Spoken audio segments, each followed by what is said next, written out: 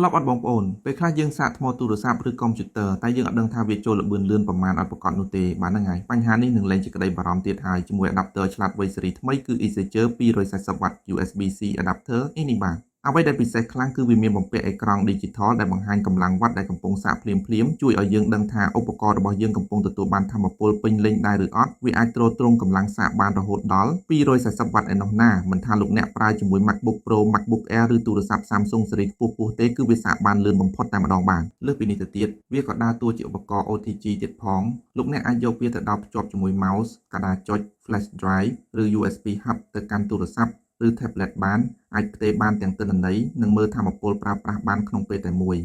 ចំពោះរូបរាងវិញគឺតូចច្រឡឹងមែនទែនផលិតពីអាលុយមីញ៉ូមរឹងមាំនិងរចនាឡើងយ៉ាងប្រណិតធានាថាប្រើបានយូរអង្វែងមិនងាយសឹករឹករឹលឡើយបានសម្រាប់តម្លៃវិញគឺពិសេសខ្លាំងមែនទែនត្រឹមតែ$4.80ប៉ុណ្ណោះនឹងហើយមានទំនិញក្នុងស្តុកស្រាប់មិនបាច់រងចាំយូរទេបាទយើងមានសេវាដឹកជញ្ជូនឆាប់រហ័សទូទាំងប្រទេសរស់រាន់ឡើងបងប្អូនអាចតាក់ទងមក Daravi Store តាមរយៈ Telegram បានភ្លាមៗបាទឬក៏អាច call មកលេខ098